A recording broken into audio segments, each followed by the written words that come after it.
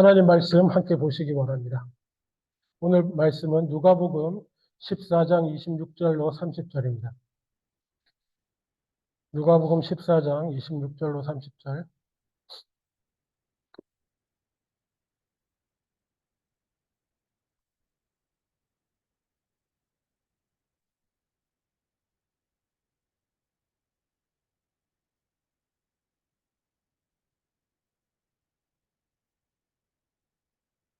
제가 가진 본문으로는 신약 성경 120페이지입니다. 누가복음 14장 26절로 30절. 제가 25절부터 읽겠습니다. 수많은 무리가 함께 갈새 예수께서 돌이키사 이르시되 무릇 내게 오는 자가 자기 부모와 처자와 형제와 자매와 더욱이 자기 목숨까지 미워하지 아니하면 능히 내 제자가 되지 못하고, 누구든지 자기 십자가를 지고 나를 따르지 않는 자도 능히 내 제자가 되지 못하리라. 너희 중에 누가 망대를 세우고자 할진대 자기의 가진 것이 중궁하기까지 족할는지 먼저 앉아 그 비용을 계산하지 아니하겠느냐. 그렇게 아니하여 그 기초만 쌓고 능히 이루지 못하면 오는 자가 다 비웃어 이르되 이 사람이 공사를 시작하고 능히 이루지 못하였다 하리라. 아멘. 아멘. 우리나라 대한민국이요. 대한민국이 속해 있는 국가 모임 중에 OECD라고 하는 곳이 있습니다. 들어보셨죠? OECD. 어, 한국말로 번역하면 경제협력개발기구입니다. 그리고 여기에는 뭐 선진국 모임 이렇게처럼 얘기하기도 하는데 3만 불 안 되는 데도 있고요. 뭐 그렇긴 합니다. 미국이 좀 자기 편 들어줘서 넣어준 나라도 있고 이렇긴 한데 어쨌건 이 OECD에 현재 38개 국가가 들어가 있습니다. 그중에 대부분이 27개인가가 유럽 국가고요. 그 다음에 아시아에는 3개 국가가 들어 있습니다. 어디 들어있을까요? 아시아 3개국 그러면. 예, 한국, 일본, 중국 이렇게 아시아 3개 국가가 들어가 있고 놀랍게도 남미에도 2개 국가가 있습니다. 기다란 나라 있죠. 칠레하고 콜롬비아는 소득이 얼마 안 되는데 어쨌든 미국이 넣었다고 그래요. 그리고 뭐 호주하고 뉴질랜드 들어가 있고 비유럽 국가로 그 정도 이렇게 되어 있는 나라가 OECD입니다. 그리고 이제 대부분 어떤 통계, 뭐 인구 관련이나 문화나 사회 관련 통계를 낼 때도 이제 세계 통계 이렇게 말하지 않고요. 한국은 보니까 보통 OECD 국가들 이렇게 합니다. 한국이 어떤 뭐 통계를 내거나 뭘 내거나 이제는 항상 그 OECD 38개 국가 안에 들어가서 움직이고 있죠. 그리고 그게 그런 통계가 의미 있다라는 뜻일 겁니다. 뭐 아프리카나 이런 데하고는 사회 문화적으로 차이가 많이 나니까 경제적으로 이제는 그 OECD 38개 국가 안에 들어가서 움직이게 된 것이 대한민국입니다. 참 감사한 일이죠. 얼마 전에 OECD가 국가별 재미있는 조사를 하고 통계를 낸 게 있습니다. 각 나라별로 그 사는 사람들이 가장 가치 있다고 생각하는 게 무엇인가? 인생에 있어서 가장 가치 있는 것이 무엇인가? 를 묻는 질문을 했습니다. OECD 국가들에게요. 가장 가치 있는 한국을 뺀 다른 나라들이 가장 가치 있는 것, 인생에서 가장 중요하고 가치 있는 것이라고 한 것이 무엇일 것 같습니까? 예, 감사합니다. 정답, 가족. 가족이에요. 가족이 최고의 가치였습니다. 내 인생에서 그 무엇과도 바꿀 수 없는 가장 귀하고 소중한 것은, 그리고 내가 추구하는 것은 가족이에요. 가족. 자, 한국은 무엇일까요? 집사님 어디 보셨어요? 통계 자료? 아, 그렇군요. 놀랍게도 한국은요, 돈입니다, 돈. 가족 아니에요. 한국 사람은 이렇게 생각한대요. 가족도 돈이 있어야지 행복하지. 아니, 전쟁통에도 대한민국 가족, 행복한 가족이 있었습니다. 안 그렇습니까? 저는 그때를 안 살아봐서 모르지만 제가 살아온 전 68년생인데 경제개발 5개년하고 1개년, 2개년 뭐 요 정도 됐을 때도 우리는 행복했어요, 가정이. 근데 왜 가정이 요즘엔 돈 없으면 행복하지 않다고. 뭐니 뭐니 해도 돈이라고 한국은 그렇게 대답했답니다. 세상에. 아니, 다른 나라 중에 그런 나라가 이렇게 있으면 또 모르겠어요.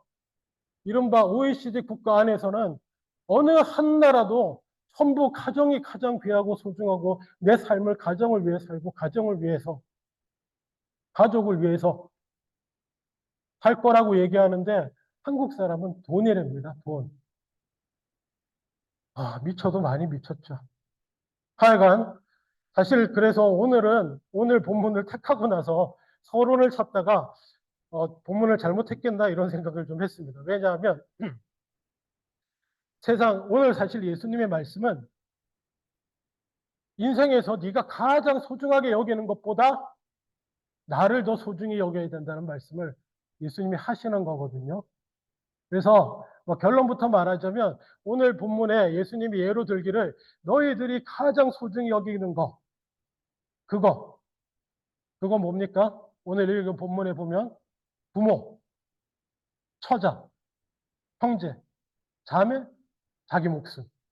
예수님은 그때 당시 사람들을 향해서 너희가 가장 소중하게 생각하는 그런 것들이 있잖아. 그런 것들보다 나를 더 사랑해야 된다고 말씀하시는 게 오늘의 본문인데 돈이 없네 여기. 놀랍게도 예수님 시대에도 사람들은 부모, 자식, 형제, 자매와 그리고 자기 생명 당연히 귀하잖아요.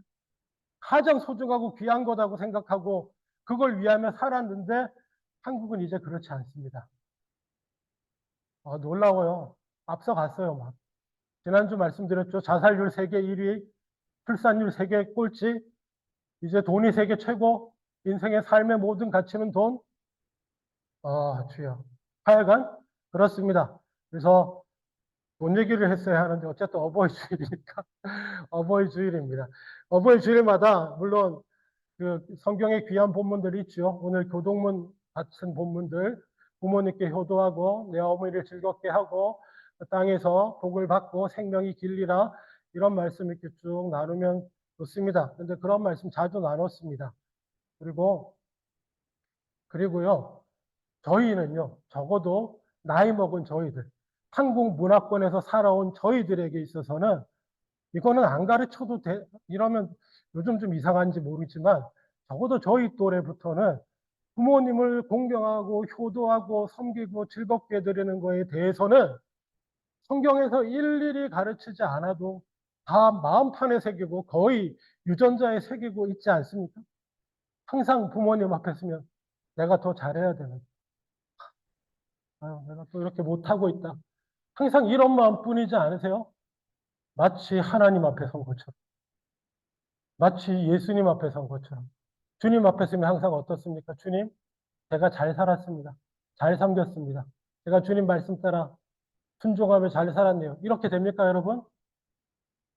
아무도 그렇게 되지 않을 겁니다. 근데 놀랍게도 우리 한국 사람들 대부분 어떻습니까? 누구 앞에 서면? 부모님 앞에 서면. 내가 더 해야지, 더 잘해야 돼. 제가 잘 못하고. 항상 이런 마음이 있는 거 참 놀랍기도 합니다. 어쨌거나 아마 오늘의 본문을 어디 어떤 여름 성경 학교나 무슨 뭐 중고등부 수련회나 어디 표로는 잘 쓰지 못할 거예요. 그런 걸 본 적이 또 없는 것 같습니다. 내게 오는 모든 자는 자기 부모와 처자와 형제와 자매와 더욱이 자기 목숨까지 미워해야 한다. 뭐 이런 거를 표어로 쓸 수는 없지 않겠습니까? 쓰기도 쉽지 않고. 네? 그런데 어쨌건 예수님은 아까 제가 서론에 말씀드렸다시피 너희가 가장 중요하다고 생각하는 그것을 미워하지 아니하면 능히 내 제자가 되지 못한다. 라고 말씀하셨는데요.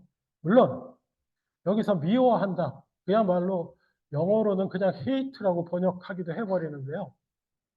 근데 물론 굳이 원어의 의미를 따져 들어가면 조금 덜 사랑한다는 뜻이 되기도 합니다. 아람어나 히브리어 맥락상에서 미워한다는 의미는 덜 사랑한다는 의미일 수 있습니다. 예를 들면 하나님께서 야곱과 에서가 배 안에 있을 때에 야곱은 사랑하고 에서는 미워했다라는 성경 표현이 있잖아요. 히브리어 표현이 있는데 그게 미워한다는 게 미워하는 게 아닙니다. 하나님이 어떻게 정해놓고 뱃속에서부터 미워하냐? 아니요. 히브리어 표현이 그래요. 덜 사랑한다는 표현이 없습니다. 사랑하고 미워하고 이렇게 하면 사랑하고 덜 사랑하고 이런 의미가 되는 거예요. 마찬가지로 여기도 자기 목숨까지 미워한다라는 표현은 사실은 상대적으로 덜 사랑해야 된다는 의미를 갖기도 합니다. 마음의 위로가 좀 되십니까? 아, 부모님을 미워하지 않아도 되는구나. 최소한 자식도 미워하지 않아도 되는구나. 형제 자매도 미워하지 않아도 되는구나. 예, 맞습니다. 덜 사랑한다는 의미를 가지게 되는 것입니다. 근데 예수님이 이 말씀을 굳이 하신 이유가 뭐냐면 제가 굳이 25절 읽었지 않습니까? 이 말씀을 하신 배경이 있습니다. 배경이 뭐냐면 25절에 수많은 무리가 함께 갈새. 예수님을 뒤따르는 수많은 무리가 있었습니다. 그 앞에 얘기를 보면 예수님이 하나님의 말씀도 하나님 나라의 말씀도 선포하시고 이적도 행하시고 막 이렇게 하니까 수많은 무리가 예수님을 따랐습니다. 좋잖아요. 말씀이 너무 좋은 거야. 그리고 또 기적도 행하시고 뭐 배고프면 먹여도 주시고 아프면 치료도 해주시지. 그러니 수많은 무리가 따르지 않을 수가 있겠습니까? 따를 때에 예수님께서 돌이키사 그냥 좋은 거 주시는 양반, 내게 복 주시는 분 하고 막 수많은 무리가 따를 때 그때 돌아서셔서 하신 말씀이 무릇 내게 오는 자가 자기 부모와 처자와 형제와 자매와 더욱이 자기 목숨까지 미워하지 아니하면 능히 내 제자가 되지 못하고. 그리고 이 말씀은 어디까지 맥락적으로 이어지는 말씀이냐면 바로 그 뒤에 누구든지 자기 십자가를 지고 나를 따르지 않는 자도 능히 내 제자가 되지 못하리라. 자기 십자가를 지는 것과도 연결되어 있는 말씀으로 아무 생각 없이 예수님을 따르는 사람들한테 그렇게 따르는 건 나를 따르는 게 아니다. 수많은 사람들이 예수님, 예수님 하고 따르면 예수님 참 인간적으로 좋으실 수도 있는데 그렇게 그들에게 돌아보시면서 너희가 나를 따르는데 그렇게 따르는 거 아니야. 나를 참으로 따르는 자는 자기 십자가를 질 뿐 아니라 너희 부모와 처자와 형제 자매와 심지어 생명까지 미워하지 아니하면 나를 따르는 것이 아니다. 예수님 그렇게 말씀하셨습니다. 아, 예수님께서는 왜 이런 충격적인 말씀을 하셨을까요? 아까 말씀드렸다시피 예수님은 기본적으로 하나님이 제일 위에 올리기를 우리의 가치관과 우리의 세계관 가운데 하나님이 제일 위에 오르기를 예수님이 제일 첫 번째기를 원하시는 것입니다. 혹시 오늘 이곳에 와서 OECD가 여론조사를 한다고 할 때 당신의 인생에 제일 되는 가치가 무엇입니까? 여러분이 물으면 여러분은 뭐라고 대답하셔야 될까요? 가정이요, 부모님이요, 자식이요, 아니요, 하나님이요, 예수님이요, 구체적으로 그분의 말씀이요, 하나님의 나라요, 뭐든지 그렇게 대답하셔야 될 줄로 믿습니다. 예수님이 원하시는 바는 바로 그것이었어요. 그리고 예수님께서는 평화의 왕으로 오셨지만 누가복음 2장 14절에 기뻐하시는 입은 사람들 중에 평화 아닙니까? 땅의 평화를 주러 오신 분이심에 분명하지만 예수님께서는 또한 이렇게도 말씀하신 것을 기억하셔야 합니다. 너희는 내가 세상에 평화를 주려고 온 줄로 생각하지 말라. 평화가 아니라 칼을 주려고 하노라. 나는 사람이 자기 아버지와 맞서게 하고 딸이 자기 어머니와 맞서게 하고 며느리가 자기 시어머니와 맞서게 하려고 한다. 사람의 원수가 자기 집안 식구일 것이다. 마태복음 10장 34절 36절. 예. 예수님은 또한 사람들 사이를 어떻게 보면 제 얘기가 아니에요. 예수님의 그냥 직접적인 표현입니다. 내가 평화를 주려고 왔지만 또한 원수가 되게 할 수도 있다. 누가요? 심지어 가장 가까워야 할 아버지와 자식이, 어머니와 딸이, 며느리가 자기 시어머니와. 그래서 예수님 표현입니다. 사람의 왼수가 자기 집안 식구다. 아, 이건 너무 공감하실 수 있죠. 그죠? 집에서 이 왼수 부르는 사람들 좀 있으시잖아요. 예수님 말씀하셨어요. 사람, 왼수가 자기 집안 식구다. 그렇게도 말씀하신 분입니다. 이게 예수님의 주요 가르치심에서 이상하게 엇나간 말씀이 아니고요.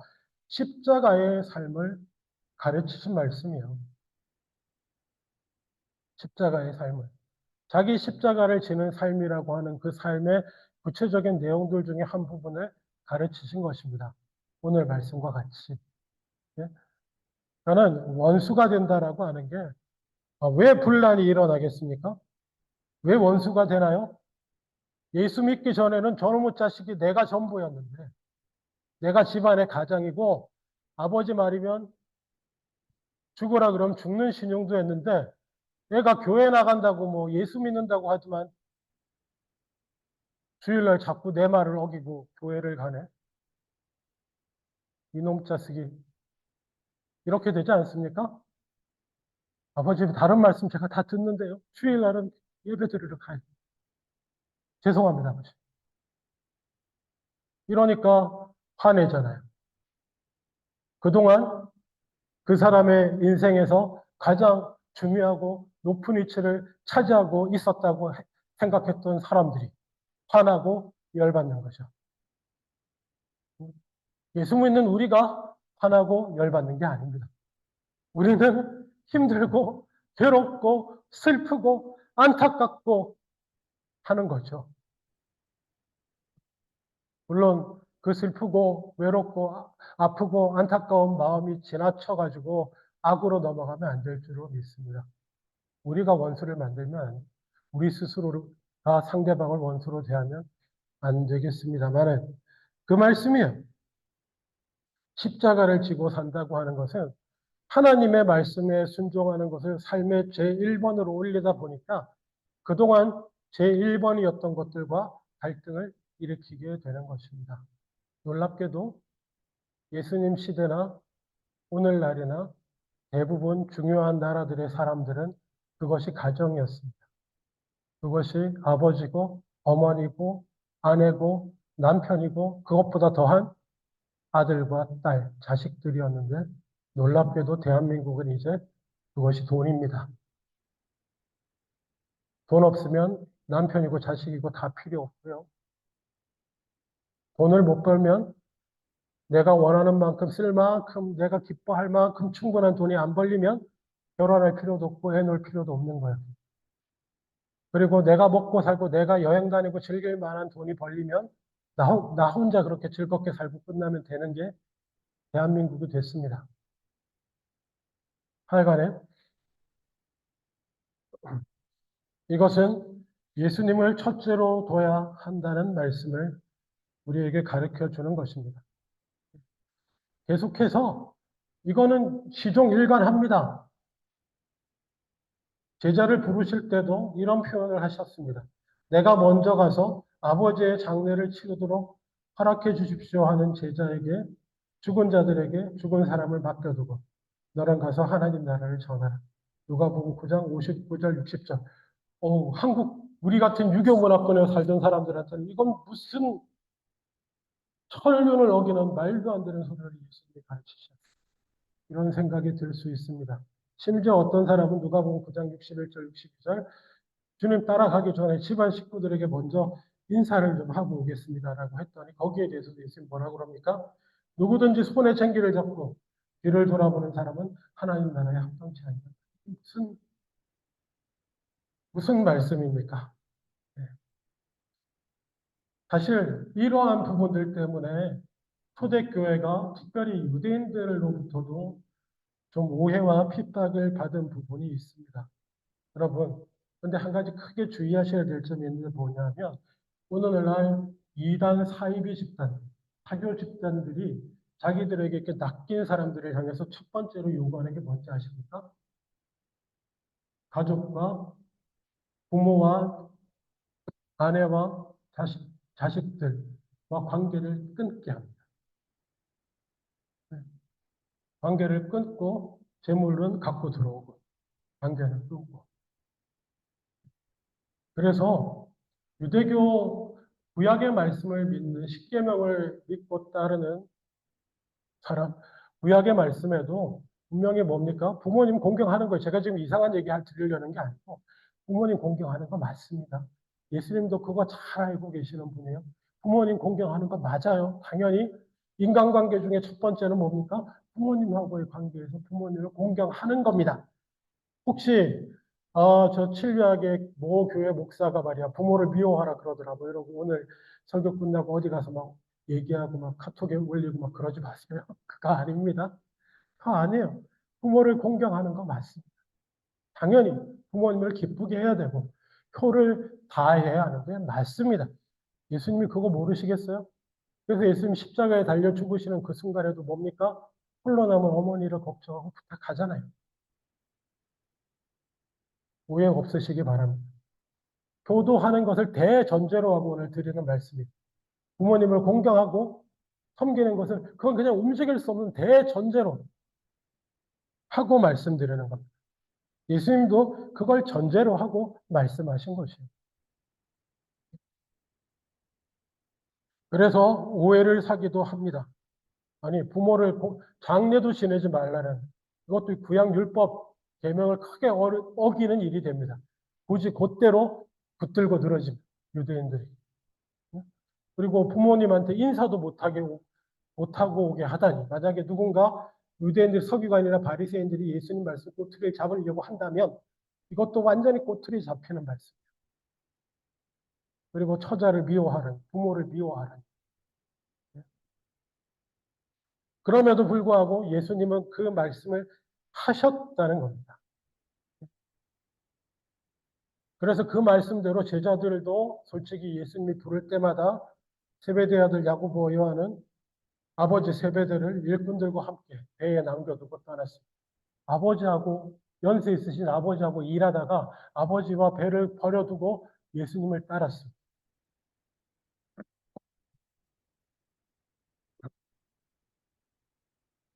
예수님을 따른다는 것은 이런 부분들이 분명히 있습니다.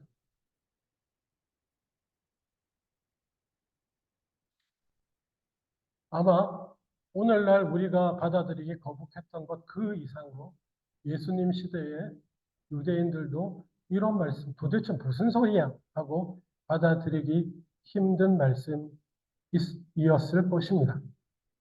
그럼에도 불구하고 그런 모든 오해를 살 수 있음에도 불구하고 예수님은 이렇게 강력하게 말씀하셨습니다.